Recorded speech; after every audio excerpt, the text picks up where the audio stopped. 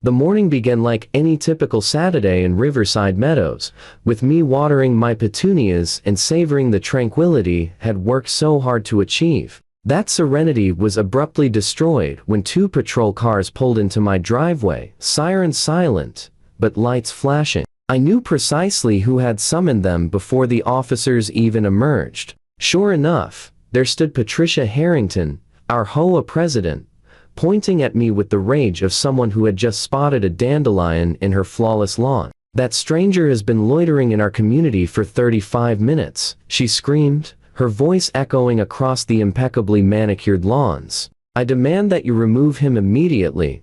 Officer Thompson, whom I had worked with for 15 years, stepped out of his cruiser and glanced between Patricia and me. His partner, Officer Chen, followed, struggling to suppress a smirk. Thompson cleared his throat and spoke in his most professional tone. "Ma'am, that's Chief Daniel Morrison. He runs the 911 dispatch center for the entire county." Patricia's finger stayed pointed at me, trembling slightly. "Now, I don't care if he's the Pope himself. He's not on my approved resident list, and he's trespassing on private property.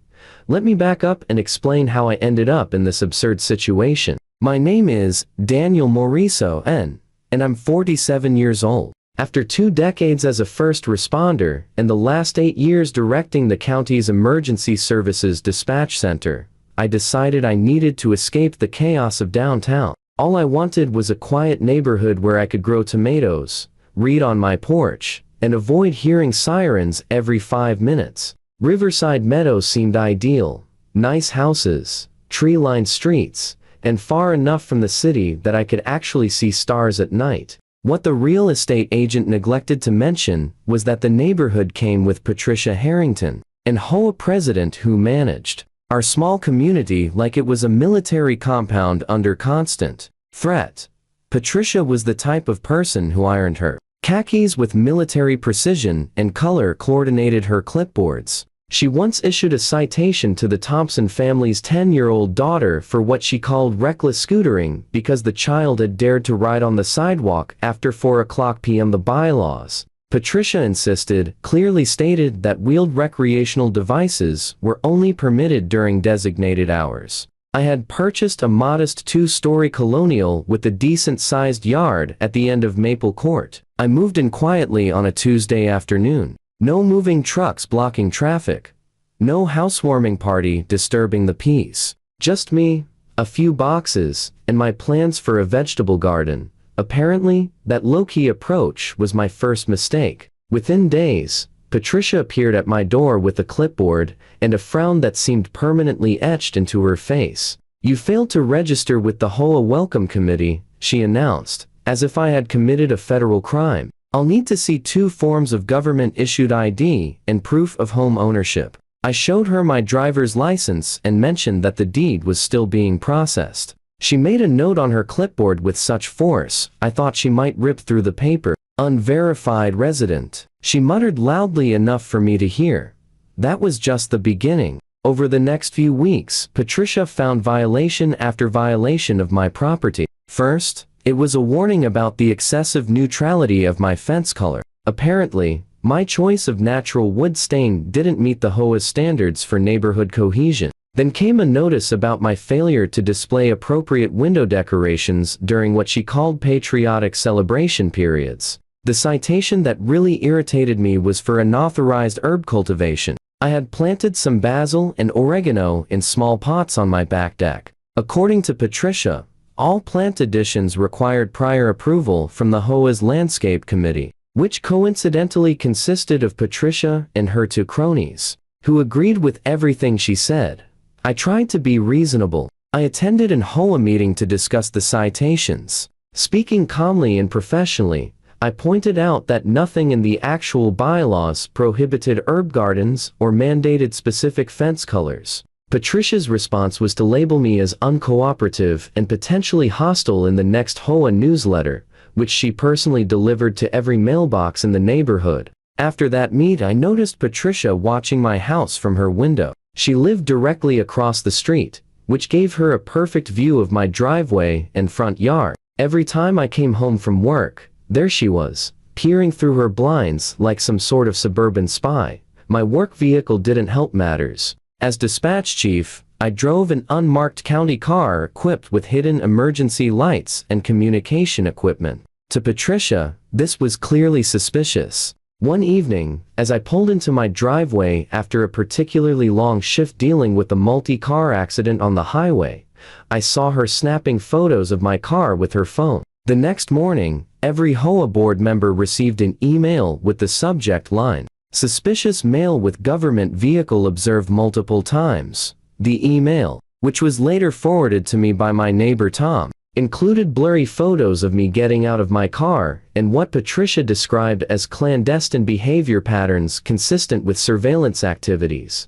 Tom had laughed when he showed me the email. "She thinks you're with the FBI or something," he said, shaking his head. Last year, she was convinced the new family from California was sent by the state government to investigate her tax returns. I figured Patricia would eventually tire of her surveillance and find a new target. I was wrong. If anything, her scrutiny intensified. She started documenting what time I left for work, when I returned, and how long I spent in my yard. She even filed a complaint about my irregular schedule, suggesting it was disturbing the neighborhood's predictable routine.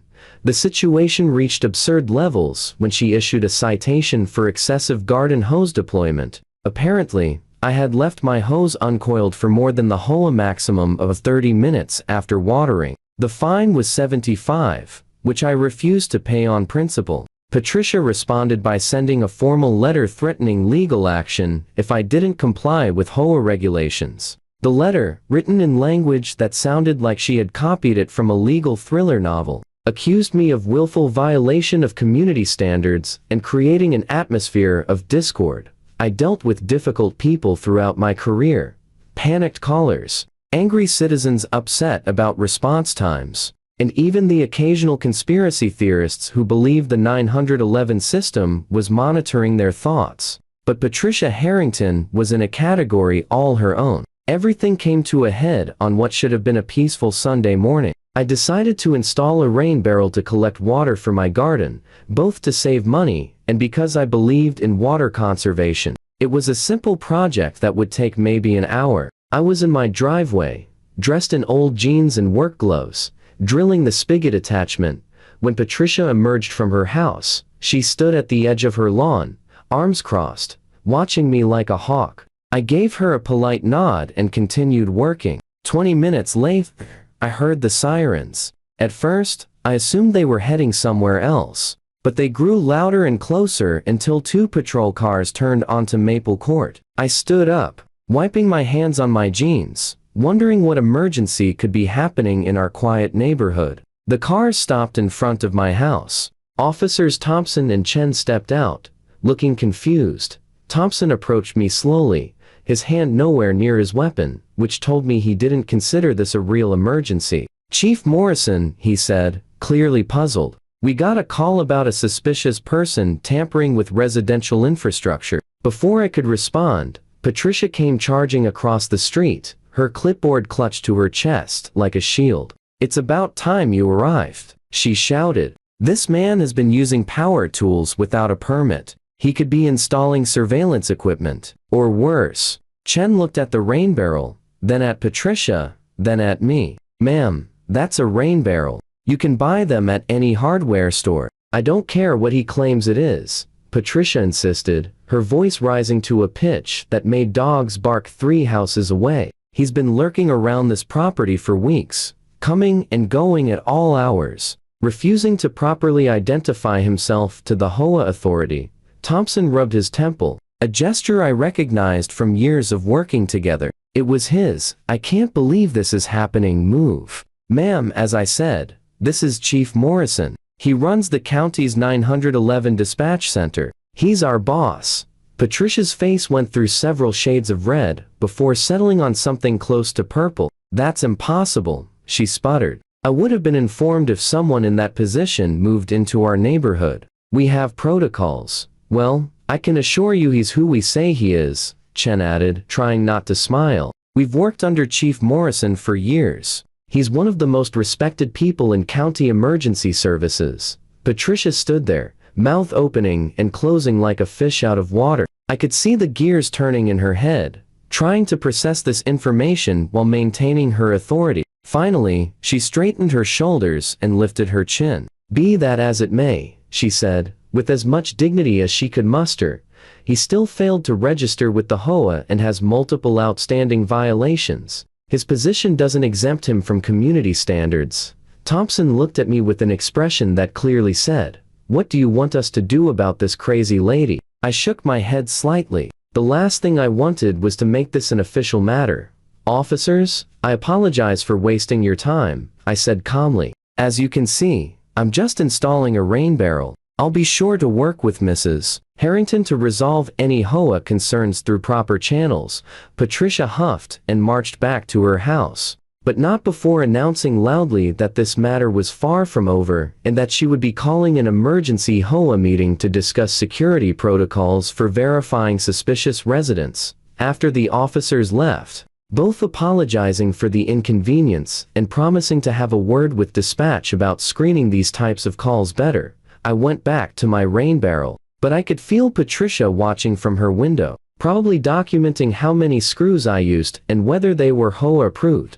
News of the incident spread through Riverside Meadows faster than a California wildfire. By that evening, Tom had texted me saying half the neighborhood was talking about how Patricia had called the cops on the police chief. My next-door neighbor, Janet, dropped by with cookies and an apology for our overzealous HOA president. "She means well," Janet said, though her expression suggested otherwise. "She just gets a bit carried away sometimes." Last year, she tried to have the Millers evicted because their daughter's Girl Scout cookie stand violated commercial zoning laws. The HOA board, which had previously rubber-stamped all of Patricia's decisions out of fear or apathy, suddenly found themselves in an uncomfortable position. The vice president, Robert Dalton, called me personally to apologize and to ask, in a roundabout way, if there was any chance his son could get a tour of the dispatch center for his criminal justice class. I told Robert that I held no grudges, but I also made it clear that using emergency services for non-emergencies was a serious matter. He assured me the board would address it at the next meeting. Meanwhile, Patricia doubled down on her campaign against me. She sent out a neighborhood-wide email blast titled, "Know Your Rights.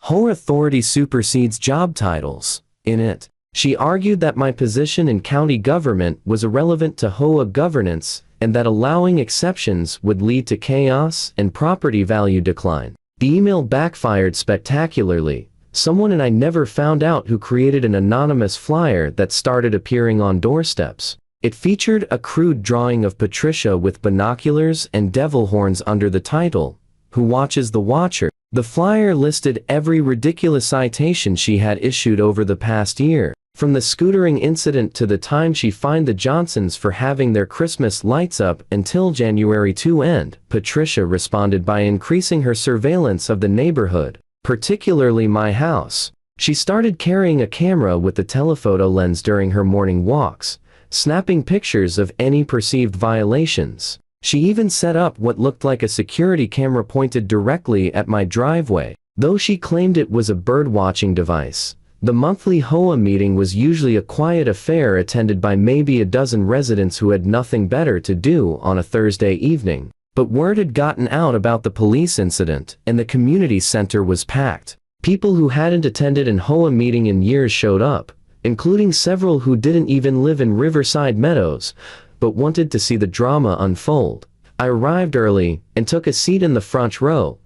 Patricia was already at the podium, arranging her papers and adjusting the microphone. When she saw me, her lips pressed into a thin line, but she said nothing. The meeting started with the usual business of approving minutes and discussing the pool maintenance schedule. But everyone was waiting for the main event, and Patricia knew it. When she finally reached new business on the agenda, she launched into a speech about maintaining standards and the importance of proper procedures. "Some recent events have highlighted the need for stricter enforcement of our bylaws," she said pointedly, not looking at me. "We cannot allow anyone, regardless of their outside position or influence, to flout the rules that keep our community safe and orderly." That's when I raised my hand. Patricia ignored me for a full 30 seconds before Robert, the vice president, cleared his throat and said, "Chief Morrison has the floor." I stood up slowly, using the same calm voice I used when directing emergency responses.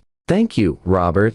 I'd like to address the board and my neighbors about the recent misuse of emergency services." Patricia's face went red. "That's not on the agenda," she interrupted. "Actually," Robert said, glancing at his papers, "resident concerns are always permitted during new business." I continued, keeping my tone professional. "As many of you know, 911 services are for emergencies only. When someone calls to report a homeowner installing a rain barrel as suspicious activity, it takes resources away from real emergencies. During the 20 minutes officers were at my house last Sunday, there was a domestic violence call and a cardiac event that had to be handled by units from neighboring districts. The room was silent. I could see people shifting uncomfortably in their seats. I pulled out my phone and referenced the actual county statutes. According to County Code 17.35, making a false or frivolous 911 call is a misdemeanor punishable by fines up to $1,000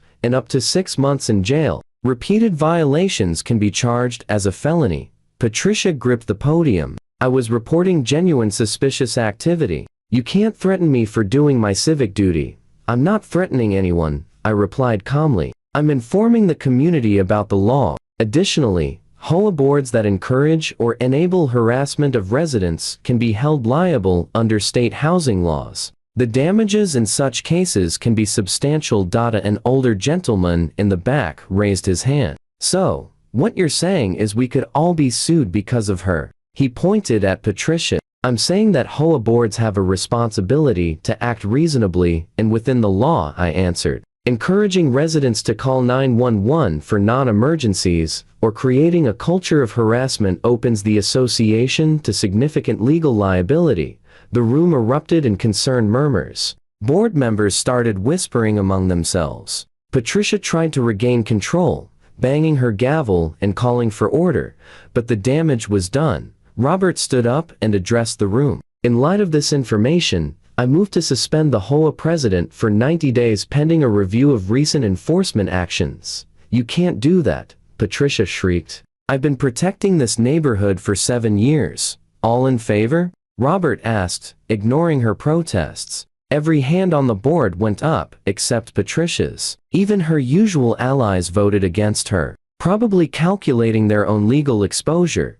Patricia stood there for a moment, her face cycling through expressions of shock, anger, and disbelief. Then she drew herself up to her full height of 5'3", saluted the room for some inexplicable reason, and marched out, her clipboard clutched to her chest. The meeting continued for another hour, with the board voting to reverse several of Patricia's recent citations and establishing new guidelines for what constituted a valid HOA complaint. They also voted to require board approval before any member could contact law enforcement about HOA matters. As people filed out, several stopped to apologize to me for the whole situation. I told them all the same thing, that I harbored no ill will and just wanted to enjoy my home in peace.